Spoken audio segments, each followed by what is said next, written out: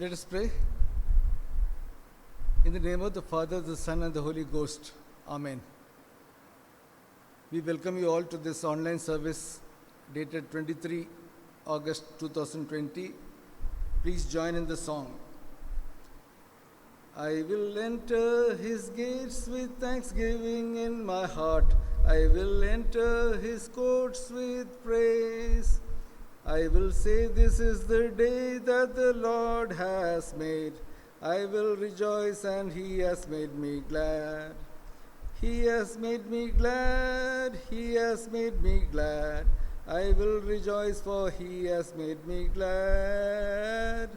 He has made me glad. He has made me glad.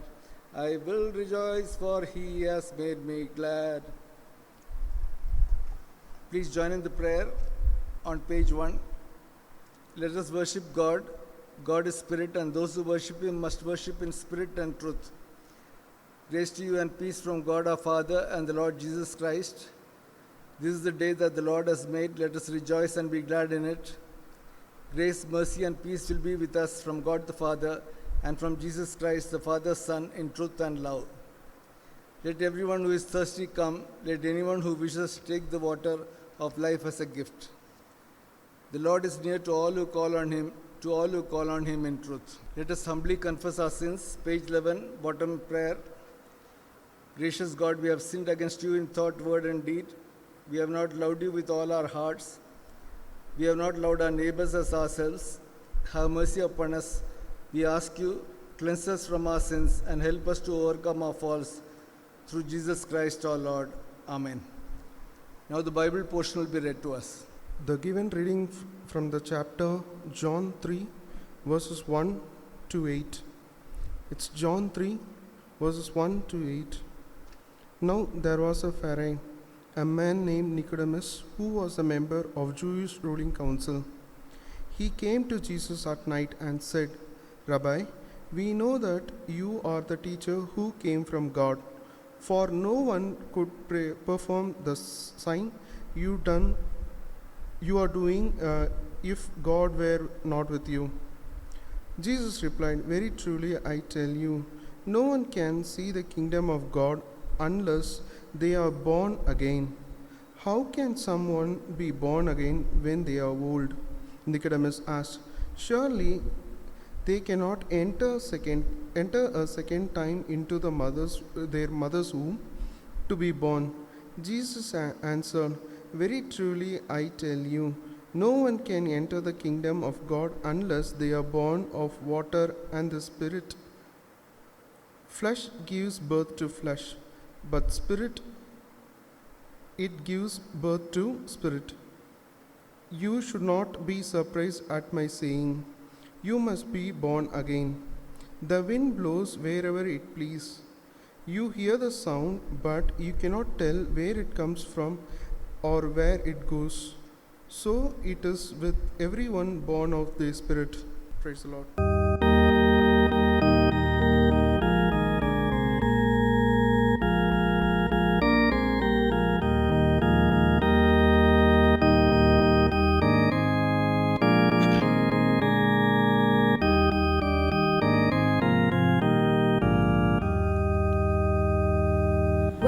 Upon life's billows you are tempest tossed, when you are discouraged thinking all is lost, count your many blessings, name them one by one, and it will surprise you what the Lord hath done. Count your blessings, name them one by one, count your blessings, see what the Lord hath done. Count your blessings, name them one by one. Count your many blessings, see what God has done. Are you ever burdened with the load of care? Does the crossing heavy you are called to bear? Count your many blessings, every doubt will fly, and you will be singing as the days go by. Count your blessings, name them one by one. Count your blessings, see what God hath done.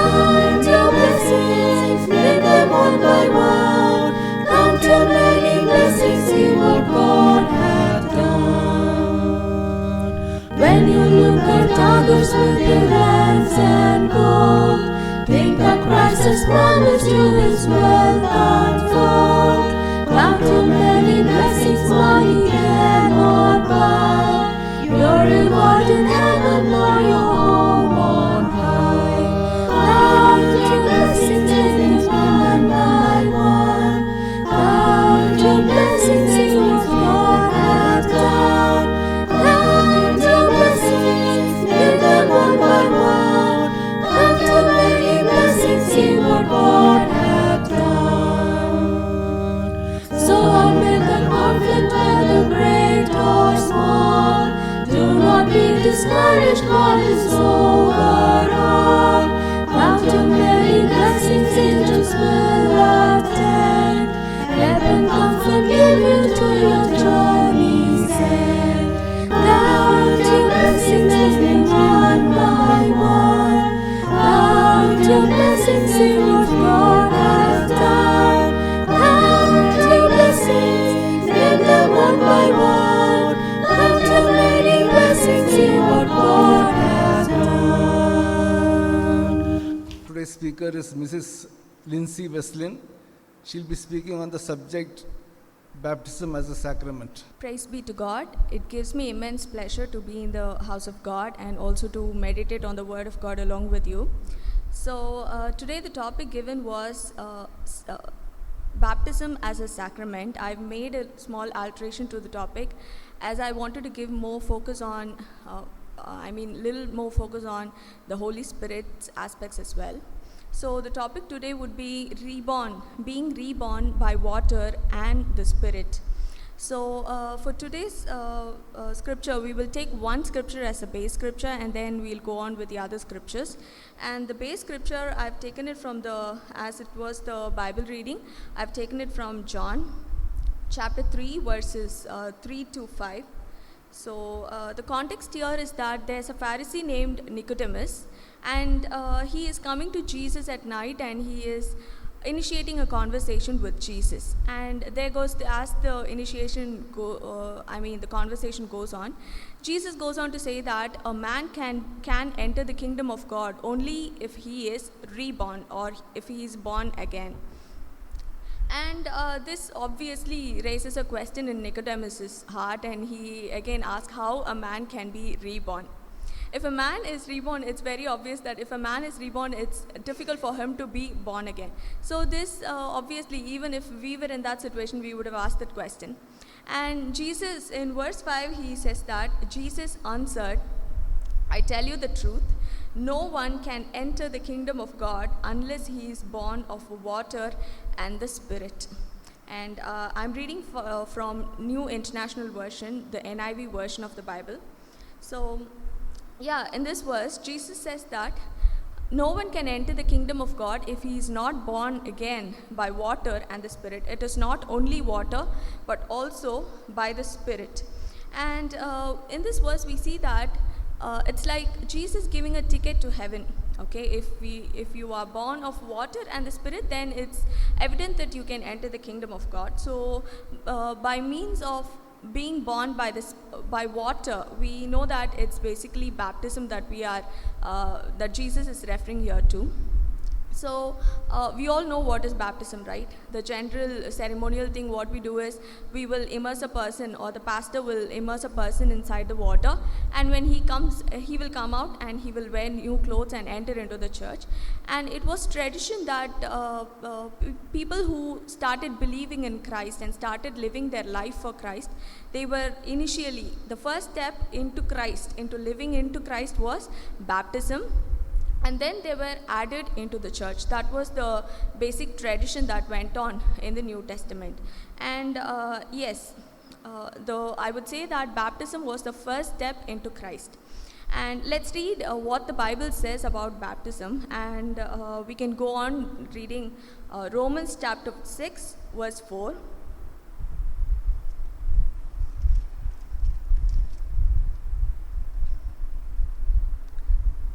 Romans 6:4 says that we were therefore buried with him through baptism into death, in order that just as Christ was raised from the dead through the glory of the Father, we too may live a new life. So this generally tells us that we were living an old life, we are now living, and when a person enters into baptism, then which means the old life is dead.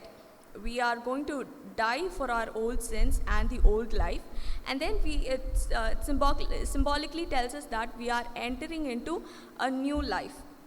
That's what the Bible is saying. And also we read in 2 Corinthians 5:17 that, therefore, if anyone is in Christ, he is a new creation. The old has gone and the new has come. So we see that baptism is not only a ceremonial thing, which as I was telling you, being immersed in water and being taken out. It's not like a ceremonial thing. The change has to happen in the heart. It's not only something that's done outwardly. The change must come in the heart. That, as this verse says, therefore, if anyone is in Christ, a person needs to be in Christ. Even after baptism, he needs to be in Christ to live this new life that the Lord has given us after baptism. So let's think about this 1 minute and think if we are actually living the new life after being baptized and after being added into the church. So let's look at two people's experience of baptism, I would say. And the first person, you might be knowing the first person. The first person is none other than Paul, that we see in the New Testament. Saul converted into Paul, and there's needless to talk about the story. We all know that he was a very vigorous person who stood up for God, but then he did not accept Christ. He persecuted everybody who was who followed Jesus Christ or who wanted to follow Jesus Christ. He persecuted the church as well. So we see that on his way to Damascus, Jesus meets him, and then he has his eyes are blinded, and God leads him to a prophet named Ananias, the God's servant named Ananias, and then there the Lord leads him along the way. We read that in Acts chapter 9, and there Ananias lays his hands on Paul and prays, and then after being prayed for receiving the Holy Spirit, he is being baptized, and he, without wasting much time, he started preaching about God.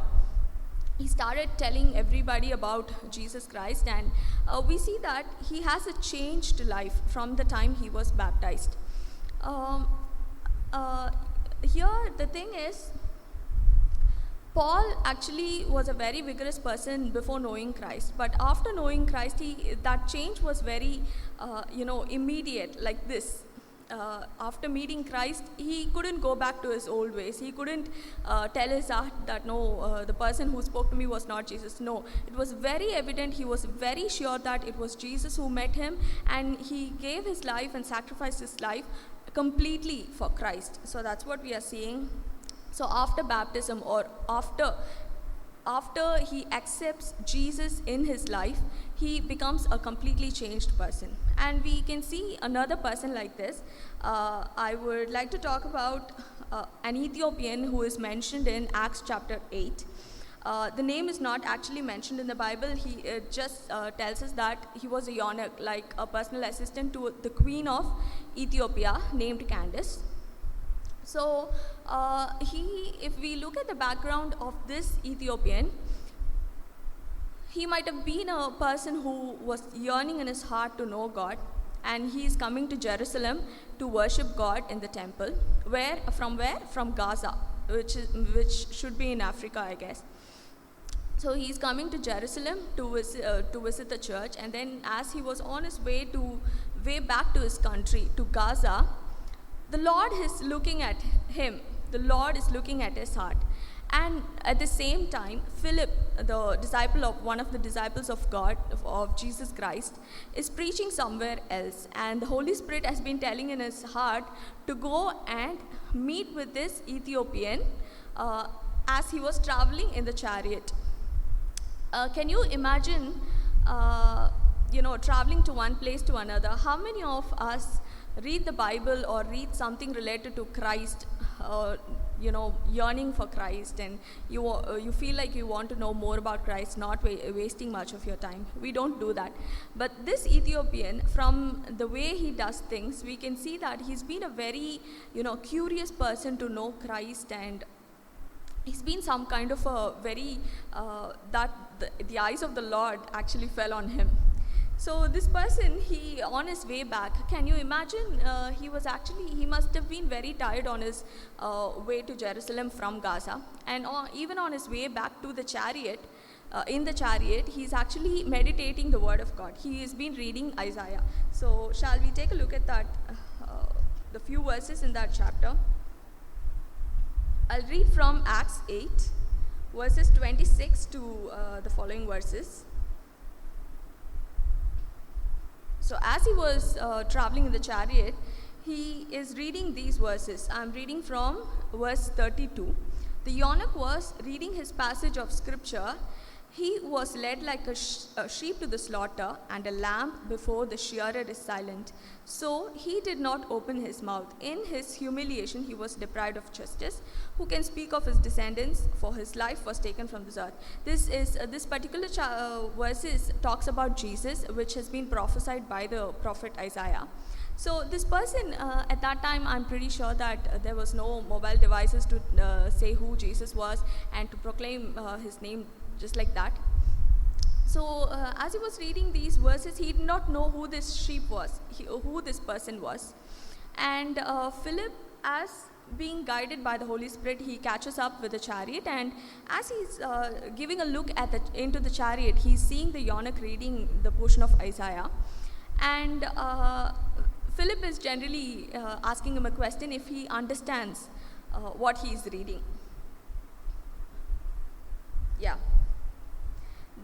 If we read in chapter 35, the verse 35, then Philip began with that very passage of scripture and told him the good news about Jesus. There, Philip is introducing Jesus to the eunuch, the Ethiopian. So as soon as he says that, they are traveling along the road, and they are just moving, and suddenly it's very evident that the Ethiopian instantly observes the word of God, observes what is coming from Philip. He totally believes in that, and as they see a small bit of water, immediately the Ethiopian gives the idea of getting baptized, and without any more reply, Philip also baptizes him. And we see that in verse 39 it says that when they came up out of the water, the Spirit of the Lord suddenly took Philip away. The Holy Spirit has taken Philip away, and the eunuch did not see him again, but went on his way rejoicing. This is the change that we see in this person. So I believe that this person must have lived a different life when he went back to his country. I'm pretty sure about that. So here, that joy, he received a joy in his heart. Joy of receiving Christ in his heart. He has known Christ. So that is the kind of joy that he actually received when he was baptized. So we now have spoken about baptism, what baptism is. And we've also seen two examples, even though there are a number of people who've received baptism and they were added into the church. We've talked about two people today. And as given in the base scripture, we are also going to look at the other aspect of the Holy Spirit. So in that verse, we see that, I tell you the truth, no one can enter the kingdom of God unless he is born of water and of spirit. So we've looked at the part of water, being born of water. And now we'll be looking into the aspect of being born by the Spirit. So as I was growing up, a pastor asked me, where was the Holy Spirit first mentioned in the Bible? And I was always a very, a girl who wanted to give the answers first. I was that kind of person. So immediately I told him that it was in Acts chapter 2 that we actually see spot the Holy Spirit first. And I got good scolding for that. Even now I know that a lot of people think that it is in Acts chapter 2 that they first see the Holy Spirit, which is not true. The surprising fact is that the Holy Spirit, Jesus, and the Lord God the Father was together even since the beginning of the creation. So, in order to prove that, I can read for you from Genesis chapter 1, verse 2. I'm reading from the beginning. In the beginning, God created heavens and the earth. Now the earth was formless and empty, darkness was over the surface of the deep, and the Spirit of God was hovering over the waters. So here we see that the Spirit of God has been there since the beginning of creation, and we've been so ignorant and we've been neglecting that fact. And you may ask me now where Jesus was. We read in the 3rd verse that, and God said, "Let there be light," and there was light. So here we see that God is speaking few words and it's happening. Okay, it's such a miraculous thing that when God says a word, it's immediately happening. So in connecting this, we also read that in John, the 1st chapter of John in the New Testament, we read that in the beginning was the Word, and the Word was with God, and the Word was God. So the word that God spoke was Jesus Christ. So from this few verses, we can see that God the Father, Jesus, and the Holy Spirit were all together right from the beginning of creation. So yes, and in the Old Testament, the Holy Spirit was always an on and off scenario, wasn't that kind of a scenario, because whenever God wanted to perform something miraculous or some activity had to be done, the Holy Spirit will come and sit upon a person, and after the activity was done or after the task was done, he would be removed and he would go away from them. So that's how it was in the Old Testament. I can give you an example. Let's take the example of David. We see that David once killed a lion and a bear that came to chase one of his sheep, his herd, and he killed them with his own bare hands. Do you think a man, even if you imagine a 20-year or a 25-year-old man now, they'll not be able to even go near a bear or a lion. But David, he was always in connection with God. He was always praising God, that the Holy Spirit was always hovering upon him. And when they came, he helped him actually to kill them with his bare hands. And that's it. There's also one example I would like to give. We all know the fight between Goliath and David. So there's an interesting fact that's hidden there in that verse. So Goliath, insults God. So this really irritates David, and he goes in the name of our Lord. And when he flings the stone to the forehead of Goliath,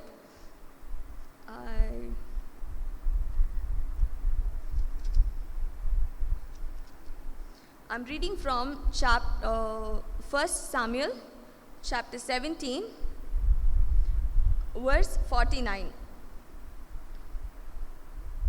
Reaching into his bag and taking out a stone, he slung it and struck the Philistine on the forehead.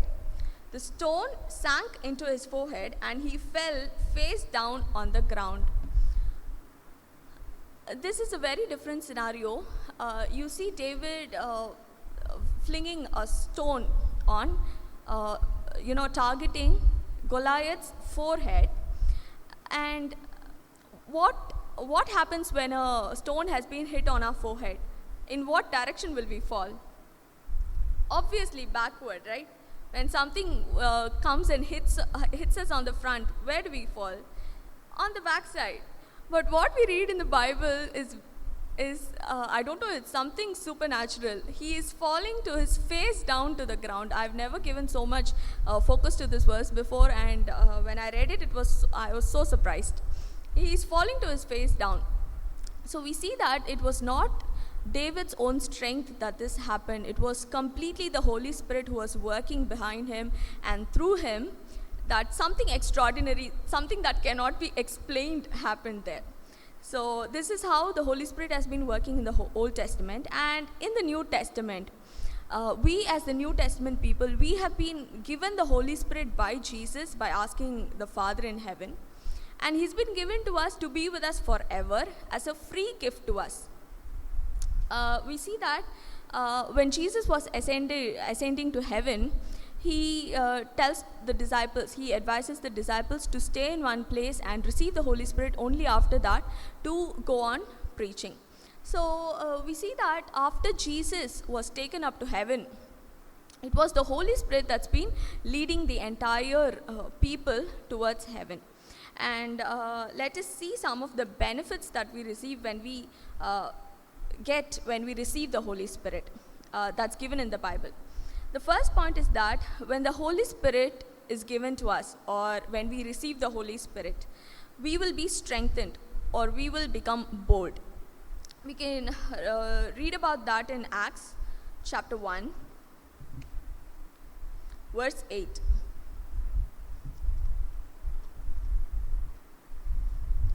I will read it for you.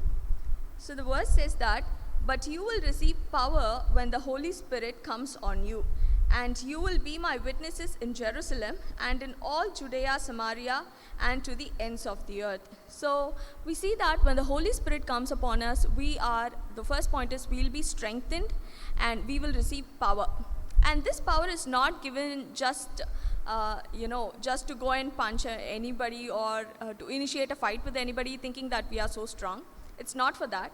This is entirely for the purpose of God. This is entirely to go into the world and preach and stand boldly for Christ and telling His gospel to people. So that this is the boldness that God has given us through the Holy Spirit. And as an example, we can see that Peter, when Jesus was taken into prison, when he was arrested, Peter was sitting inside the castle, on the corridors, and not even a soldier, but some women started to say that he was also with Jesus, that Peter was also with Jesus. And Peter's reaction immediately, he started to run away saying that, no, I do not know Christ. So it was the fear of life. We can clearly see that it was fear for life.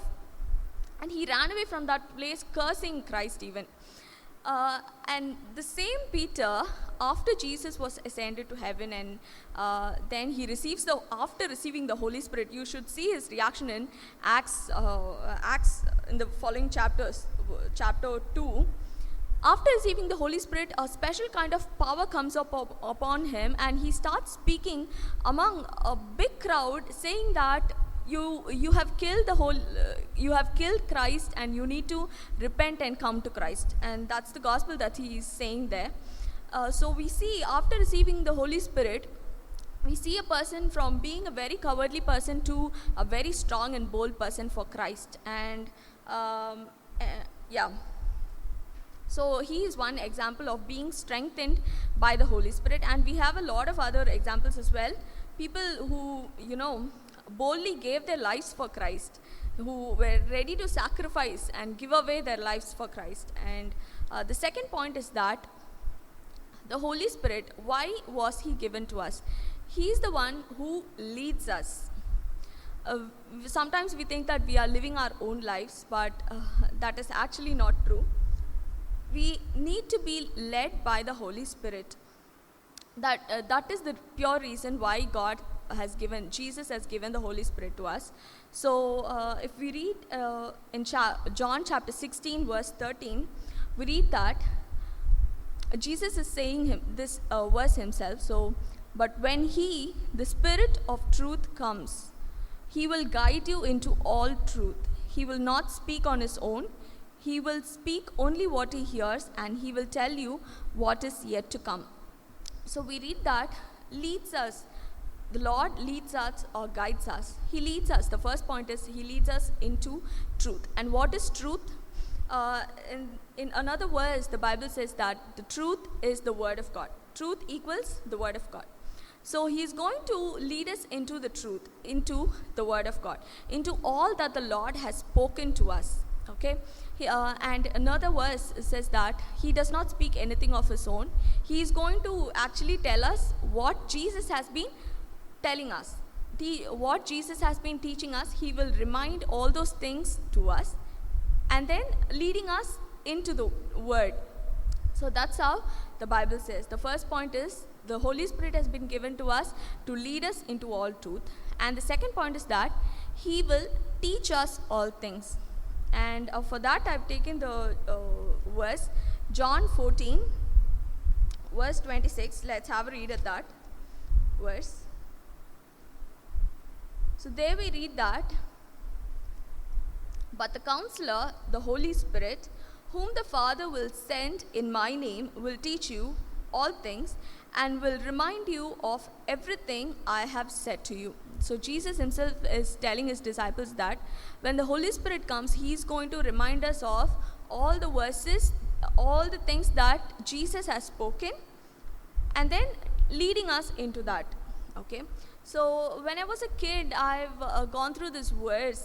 That's been a very favorite verse of mine. In Isaiah 30, 21, we read that, "Whether you turn to the right or to the left, your ears will hear a voice behind you saying, 'This is the way, walk in it.'" And as I was small, and as I was reading this verse, I've always wondered, how am I going to hear this voice, and who is this person who is going to speak with me? And whenever I did things, I'll be like, "Lord, tell me, the verse says that you will hear a voice in your ear. This is the way, walk in it. Now tell me what I should be doing." And many of the times I've not realized God speaking with me. But as I was growing up, I could clearly see as I started, reading the New Testament about the Holy Spirit, and people started preaching about Holy Spirit in our church, and when I started experiencing Him in my life, that's when I understood that He is a God. The Holy Spirit is the one who speaks with us, and it can be the voice that speaks with you, or it's most of the time it will be through the Word of God, or it could be through through a person He can speak to you. So it could be in any way that He speaks, or through a little incident He can speak with you or teach you the ways. And this was the time when I was reading about the Holy Spirit, and the pastor has been, telling us to experience the Holy Spirit in our lives. So this is one thing. So He leads us into all truth and teaches us of all things. And the third one is that the Lord helps us to pray. And about prayer, the Bible says that we do not know what to pray for or how to pray. Because if we start praying, we will only pray for our personal needs, what we need and what we need to eat for. Obviously, what we want to wear, what we want in this life, that's what we are going to ask for. But the Lord says that if we seek the kingdom of God, that everything else in this world, all the riches of this world will be added unto us. That's what the Bible says. And in Romans 8,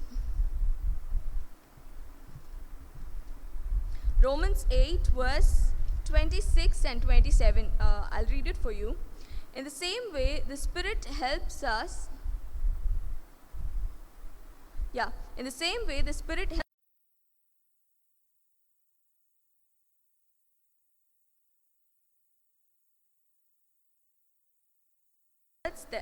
Words cannot express. So here we see that the person writing this is telling us that we do not know what we ought to pray for, but here is where the Holy Spirit intimidates us to pray for certain things or for certain somebody can be.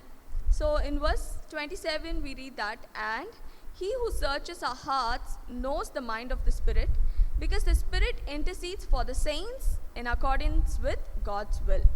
So if we have the thoughts that is in accordance with the God's will, then the Holy Spirit Himself prays for us with groanings. So that's what we read in the Bible.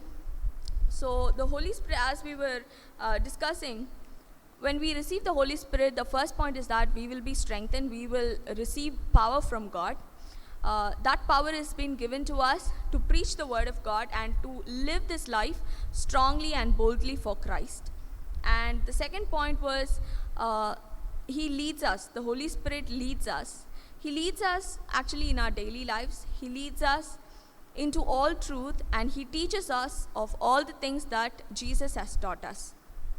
And finally, I would end with two more scriptures.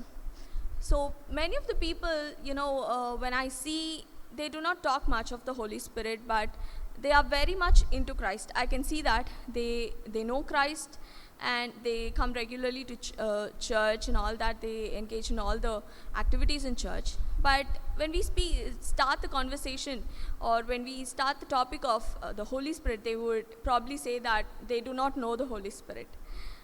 Let's look at one verse of from the Bible, which talks about those kind of people.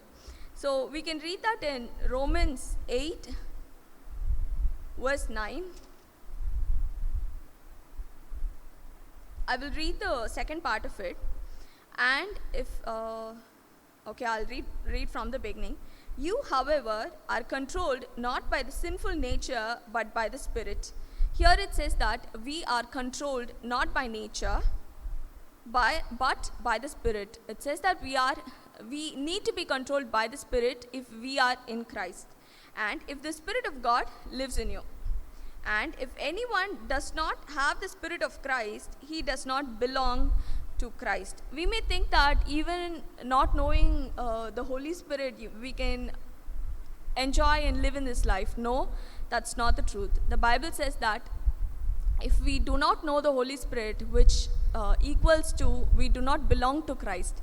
That's what the Bible is tagging those people who say that they do not know the Holy Spirit. So it's not good if we do not know the Holy Spirit, because that means we do not know Christ. We do not belong to Christ. That's what the Bible says. And we look at one more verse. In chapter 8, verses 14, we read that, because those who are led by the Spirit of God are sons of God. This verse says that the daily lives that we live in this world, we need to be led by the Spirit of God. We cannot simply live our lives just like that, but we need to be led by the Spirit of God. Only then we'll be called the sons of God. So these two verses speak very much about the Holy Spirit, and the entire of Romans and Acts tells us a lot of things about the Holy Spirit. You can go through all of that, and also you can read about the gifts provided by the Holy Spirit in Corinthians. You can go through that. And the New Testament emphasizes on receiving the Holy Spirit and living this life according to the will of the Holy Spirit. And yesterday I was going through one verse, I read that he even tells us the things that are yet to come in the future. We usually go and seek a lot of prophesiers, people who prophesize, to know what is going to happen in our future, what our future is going to be. But we see that the Holy Spirit, if you are very close to Christ and if you are very close to the Holy Spirit, He will tell us what the plans that He has for us, things that are yet to come. He is ready to tell us that, because He is going to, take things from God and reveal those secrets to us. That's what He's been given to us for. So there are a lot of interesting facts about the Holy Spirit, and it's not good if we do not know the Holy Spirit, if we do not recognize, or if we do not recognize Him. Just imagine a person invites me to her home. My friend invites me to her home, and when I go to her home, just imagine she is not considering me being there and she just ignores me. How will I feel? I will feel so burdened. I will feel so useless, right? So I would say that that's how we've been treating the Holy Spirit for all these years. We did not recognize Him. We do not recognize that He's with us all the time. And we do not do anything that appreciates the Holy Spirit. He's a very sensitive spirit. And the Bible says that Jesus Himself says in one of the scriptures that any sin against anybody can be forgiven. Even blasphemy against Jesus can be forgiven. But a word or anything spoken against the Holy Spirit will never be forgiven. And this Jesus Himself says. So I would encourage all of us, let us all recognize the Holy Spirit, know more about Him, and know how to live this life with His help, and then anyway, finally we are going to enter into the kingdom of God if we are born by the water and the Spirit. So let us live according to that word, and let us all focus on reaching heaven when this life on this earth is over. And that's all I wanted to share this morning. So thank you for giving me this opportunity. Thank you, Lindsay. Please join in the creed. I believe in God, the Father Almighty, creator of heaven and earth. I believe in Jesus Christ, God's only Son, our Lord, who was conceived by the Holy Spirit, born of the Virgin Mary, suffered under Pontius Pilate, was crucified, died, and was buried. He descended to the dead. On the third day he rose again. He ascended into heaven. He is seated at the right hand of the Father, and he will come to judge the living and the dead. I believe in the Holy Spirit, the Holy Catholic Church, the communion of saints, the forgiveness of sins, the resurrection of the body, and the life everlasting. Amen. Please join in the Lord's Prayer. Our Father in heaven, holy be your name. Your kingdom come. Your will be done on earth as it is in heaven. Give us this day our daily bread, and forgive us our sins as we forgive those who sin against us. And lead us not into temptation, but deliver us from evil. For yours is the kingdom, the power, and the glory, forever and ever. Amen. Please stand for the benediction. Now to him who by the power at work within us is able to accomplish abundantly far more than all we can ask or imagine, to him be glory in the church and in Christ Jesus to all generations, forever and ever. Amen. Let us pray. O Lord, Heavenly Father, we thank Thee that the Holy Spirit was with us during this online service, Jesus. And we pray that this service will be seen by many people, maybe from many people from non-Christian background also. And we pray that the Holy Spirit will speak with them. And we pray that You will cast the coronavirus into the sea. And we are longing for the actual worship to start, Jesus. Take care of all those people who are sick, Lord, and be with us in the online service next week, where the speaker will be Mr. Wesleyan Bino, and he'll be speaking on the subject United in Christ. And be with us as we leave this church and proceed to our destinations. We ask all these things in Thy precious and wonderful name. Amen.